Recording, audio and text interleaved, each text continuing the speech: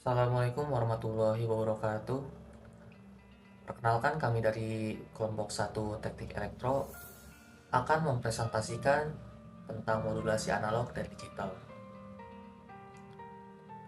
Kelompok kami terdiri dari saya sendiri yaitu Akmal Yose, lalu ada saudari Aisyah Sekar dan saudara Ahmad Razan. Nah, di sini kita akan membawakan subbab, yaitu yang pertama adalah modulasi, prinsip modulasi dan tujuan modulasi. Lalu ada fungsi modulasi, jenis modulasi dan modulasi analog. Dan juga ada AM, FM, PM, modulasi digital, dan ASK, FSK, dan PSK. Saya sendiri akan membawakan materi yang terkait dengan modulasi, prinsip modulasi, dan tujuan modulasi. Modulasi seperti yang kita tahu adalah proses menumpangkan sinyal data ke sinyal pembawa. Sinyal datanya ini biasanya terdiri dari yang analog ya, seperti suara, suhu, gambar, dan lain-lain, yang harus diubah terlebih dahulu ke bentuk digital menggunakan transducer. Jadi prinsip modulasi itu seperti tadi dijelaskan, sinyal data diubah menjadi elektronik terlebih dahulu, kemudian dimasukkan ke gelombang carrier yang mana gelombang carrier tersebut memiliki frekuensi yang lebih besar, sehingga terbentuk gelombang baru dengan frekuensi yang sama dengan carrier namun memiliki amplitude seperti sinyal data.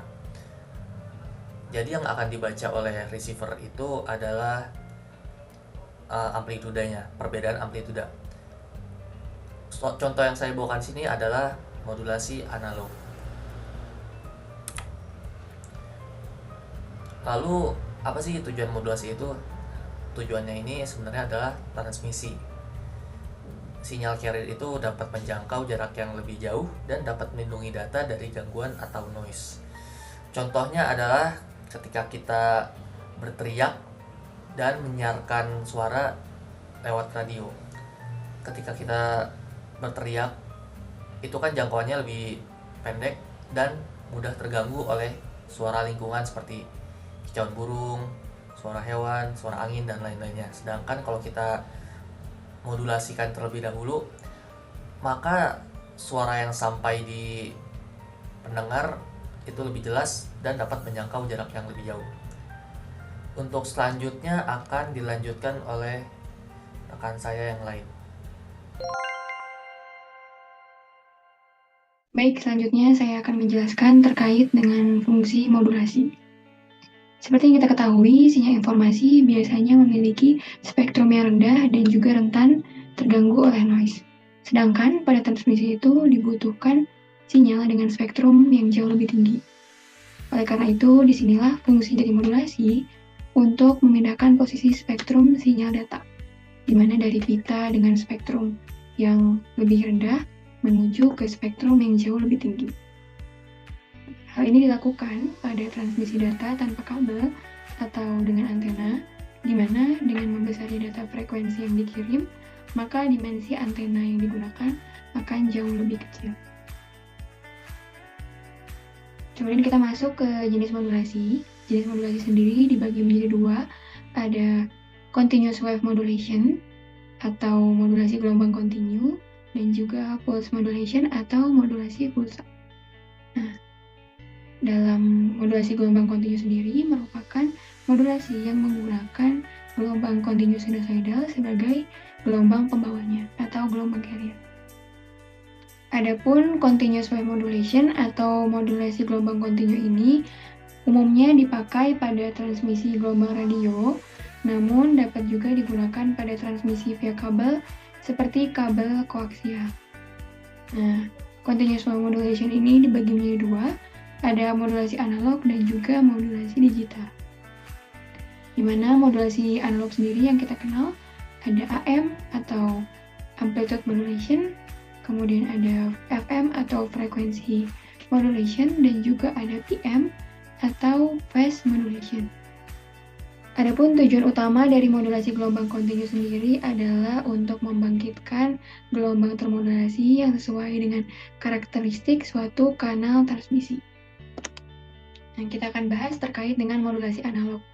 di mana sinyal carrier continue dimodulasi oleh sinyal informasi analog. Nah, teknik modulasi sistem informasi analog ini dibagi menjadi dua berdasarkan parameter gelombang sinus. Yang pertama ada amplitude modulation atau modulasi amplituda. Bentuk sinyalnya seperti berikut. Dan yang kedua ada angle modulation atau modulasi sudut yang dibagi menjadi dua. Ada FM atau frekuensi modulation dan juga PM atau phase modulation. Nah, gambar berikut merupakan bentuk-bentuk gelombangnya.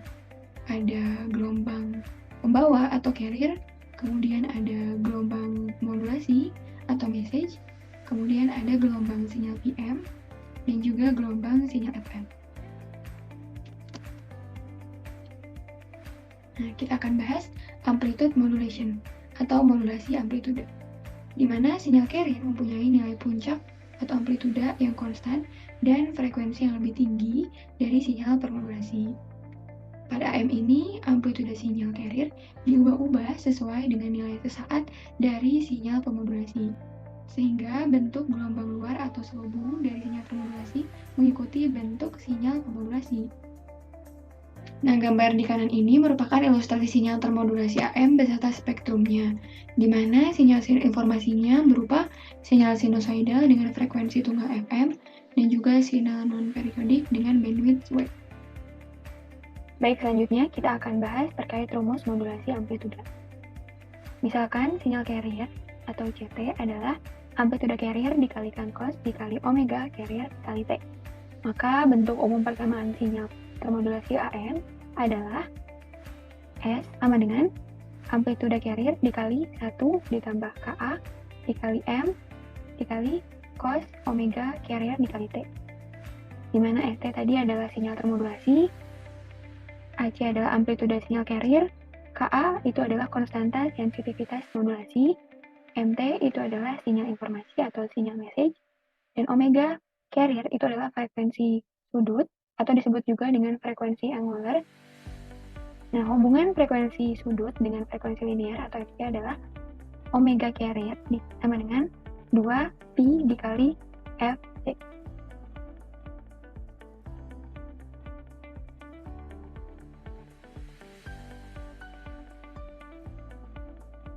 Nah, adapun bandwidth dari sinyal termodulasi AM adalah dalam kurung Fc ditambah Fm dikurangi Fc dikurangi Fm sama dengan 2 dikali Fm.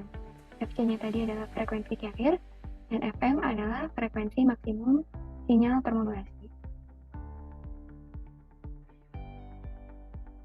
Selanjutnya kita masuk ke modulasi frekuensi, di mana sinyal setelah proses modulasi menjadi St sama dengan amplituda carrier dikali cos dikali di dalam kurung ini, di mana ST adalah sinyal termodulasi FM, amplituda carrier adalah amplituda konstan, omega carrier adalah frekuensi sudut, KF itu koefisien indeks modulasi FM, dan M alpha itu sinyal informasi.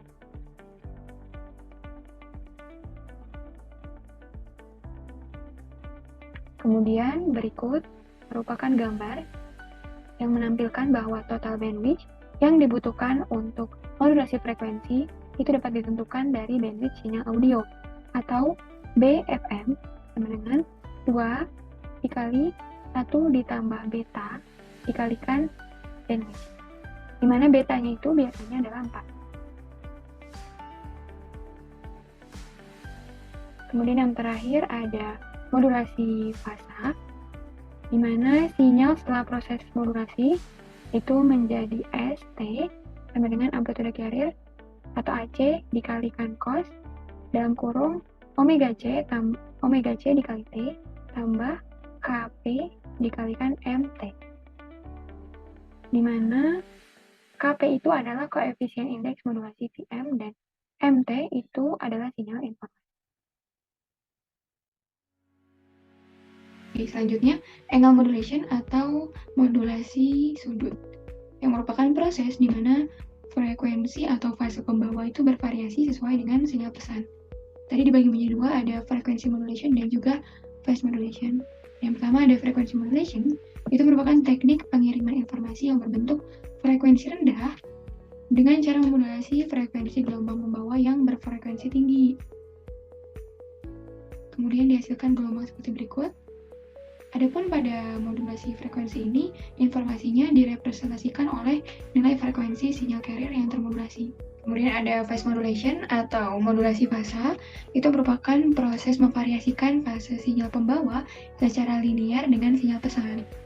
Pada modulasi fase ini, informasinya direpresentasikan oleh nilai fase sinyal carrier termodulasi. Pada PM ini, fase dari sinyal pembawa dimodulasi untuk mengikuti perubahan tingkat tegangan atau amplituda dari sinyal modulasi. Puncak amplituda dan frekuensi sinyal pembawa itu tetap atau konstan, sedangkan fasanya berubah-ubah. Nah, adapun perbedaannya dalam FM, perubahan seketika dalam frekuensi pembawa itu sebanding dengan amplituda dari sinyal modulasi. Sedangkan dalam PM, perubahan seketika dalam frekuensi sinyal pembawa itu sebanding dengan turunan dari amplituda sinyal modulasinya. Nah, selanjutnya akan ada pembahasan digital modulation. Bismillahirrahmanirrahim. Assalamualaikum warahmatullahi wabarakatuh. Saya akan melanjutkan presentasi dari modulasi. Ya, di sini saya akan menjelaskan tentang modulasi digital. Nah, seperti yang diketahui, proses modulasi adalah proses penumpangan sinyal informasi ke dalam sinyal carrier sehingga sinyal tersebut dapat dikirimkan dari satu tempat ke tempat lainnya. Nah, sekarang saya akan menjelaskan tentang modulasi digital. Ya, perbedaannya hanyalah modulasi digital, sinyal informasi-nya itu sendiri adalah sinyal digital, sehingga ketika sinyal digital ingin ditumpangkan ke sinyal analog, maka tidak bisa. Nah, di sini proses modulasi digital adalah proses agar sinyal informasi digital tersebut dapat ditumpangkan ke sinyal carrier analog, sehingga dapat dikirimkan ke satu tempat dari satu tempat ke tempat lainnya ya. Nah, bagaimana prosesnya ini dapat terjadi? Nah, sebenarnya sinyal digital hanyalah urutan dari gelombang-gelombang listrik yang membentuk urutan kode-kode biner, yaitu 1010. Misal suatu objek A memiliki biner 111, objek B 110, dan sebagainya. Nah, kode-kode ini harus diubah dari 110 menuju sinyal analog sehingga dapat ditumpangkan. Nah, proses konversinya adalah ini, modulasi digital.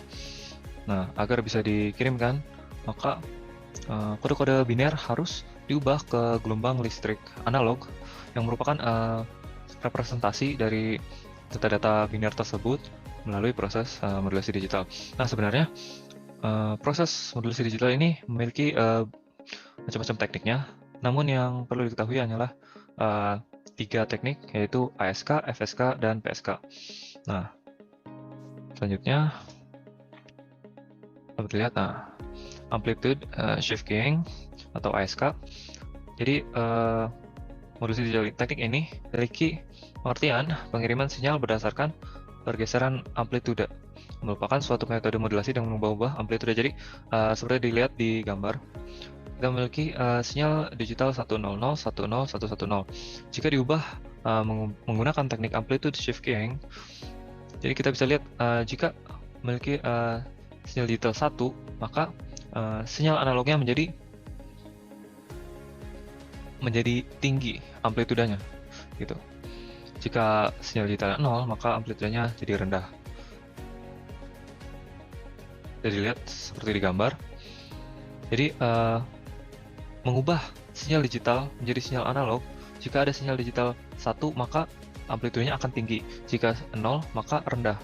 Seperti itu ASK. Kemudian selanjutnya ada frekuensi shift keying. Nah, frekuensi shift keying, perbedaannya dari amplitude adalah frekuensinya yang diubah-ubah. Jika bisa dilihat di sini memiliki sinyal digital 1 renggang, memiliki frekuensi yang renggang, jadi frekuensinya lebih rendah, sedangkan 0 memiliki sinyal yang rapat, jadi frekuensi tinggi. Jadi seperti itu perbedaannya, frekuensi yang diubah-ubah. Kemudian yang terakhir ada phase shift keying atau PSK. Jadi menggunakan teknik pergeseran fase. Metode ini merupakan suatu bentuk modulasi fase yang memungkinkan fungsi pemodulasi fase gelombang-gelombang termodulasi di antara nilai-nilai diskrit yang telah ditetapkan sebelumnya. Jadi, sinyal digital 1 memiliki fase 0 derajat. Jadi, dari 0 menuju 1 menuju 0 lagi, itu satu gelombang. Kemudian jika ada pergantian informasi dari 1 ke 0, maka sinyalnya akan berbalik 180 derajat. Jadi yang tadinya bergerak dari atas ke bawah, ini dari bawah ke atas. Nah, jika sinyalnya tidak ada perubahan dari 0 ke 0, maka akan melanjutkan. Nah, jika dari 0 ke 1 memiliki perbedaan lagi. Jika memiliki perbedaan lagi, maka sinyal akan berputar 180 derajat. Jadi, yang tadinya dari bawah ke atas, kemudian dari bawah lagi ke atas lagi. Karena ada perbedaan, maka dari atas ke bawah lagi. Jadi, berputar 180 derajat. Begitu phase shift keying.